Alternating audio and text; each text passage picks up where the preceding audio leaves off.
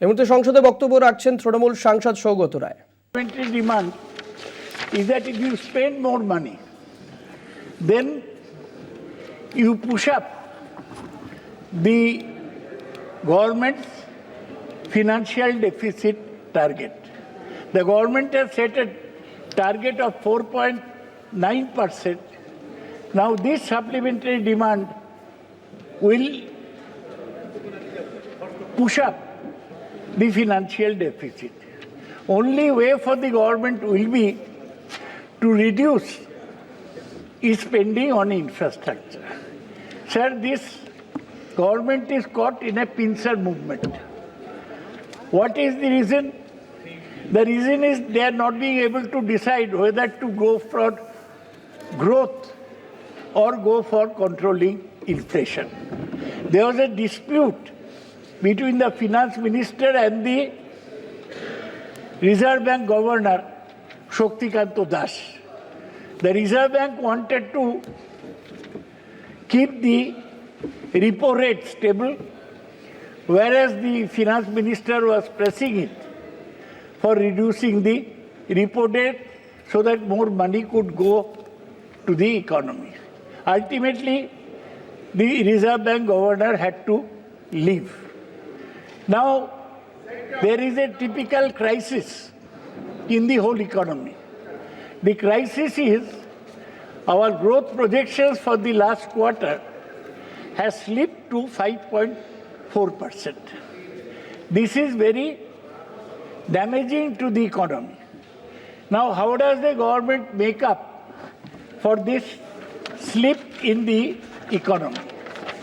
Unless economic growth rate comes up, the country cannot progress, and this is a sharp slowdown.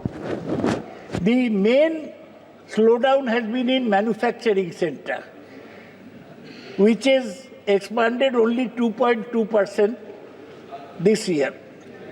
Now, to sustain higher growth, you need more private investment. To have more private investment, you have to spend more on infrastructure.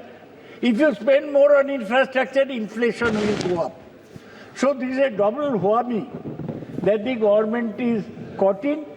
And Mr. Modi, the Prime Minister, made a 2-hour speech, like a speech to a school collection, but he did not touch on this basic problem of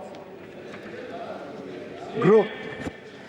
And now we'll have more problems because one of our strong points was export. With Donald Trump as American president, exports will be curtailed because he will impose more tariffs. So where do we go from here?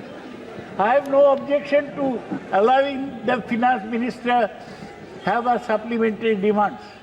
But what is our answer to this basic question facing the Indian economy? Growth or control of inflation? Inflation has also shown an upward trend. It has gone up to 6.2%. So if inflation increases, who's put to difficulty, sir? The middle classes. And that is what is happening. This government has patronized the big industry. Now, I saw a figure that the profits of the big industry, I've seen the names, Tata, Reliance, Adani, all this, they have gone up. How? After COVID, the share of post-tax profit of companies listed in the stock exchange has risen to 5.2% of GDP. Only profit. Whereas compared to this, employee compensation share has been coming down. So industrialists, capitalists are increasing their profit. The salaries of the middle classes, working classes is coming down. So one newspaper has headline, profit boom, but pay is far from fair. So this is the situation in the Indian economy. Everybody is saying that push for growth. The finance minister is here. Maybe she will reply. Earlier I had commented on her not having a foreign degree. I am withdrawing that comment. But it would have been good if the finance minister was a PhD in economics from even an Indian university. She will be able to tackle the problem in which Indian economy is caught, growth or control of inflation. At this rate of growth, 5.2% as in the last quarter, Indian economy cannot make progress.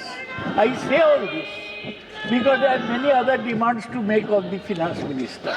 We come from the state of West Bengal, which has been deprived of 22,000 crores in NREGA funds, which has been deprived of 2,500 crores on account of PM Awas Yojana. But I am not here to speak on West Bengal demands only. I am speaking of the economy as a whole. The economy is not in a fair shape.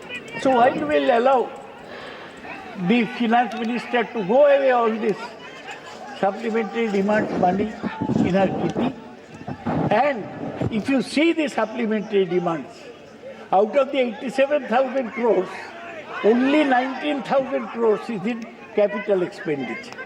The rest is in revenue expenditure.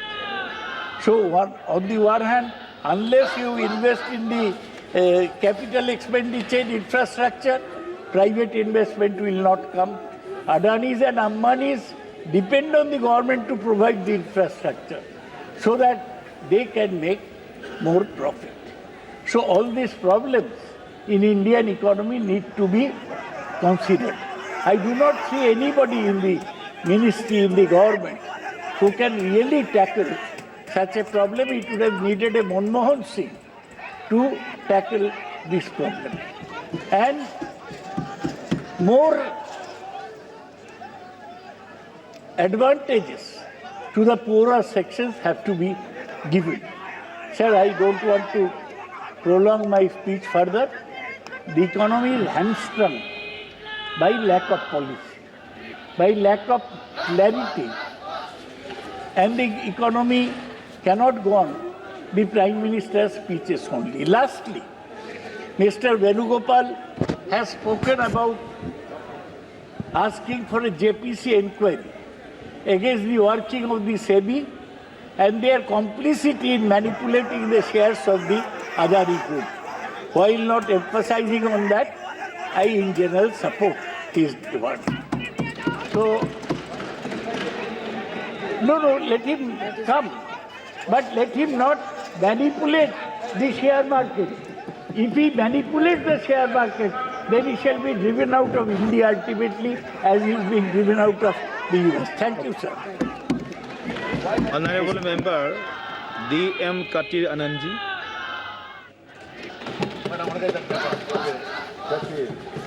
Vanakkam, Chairman sir.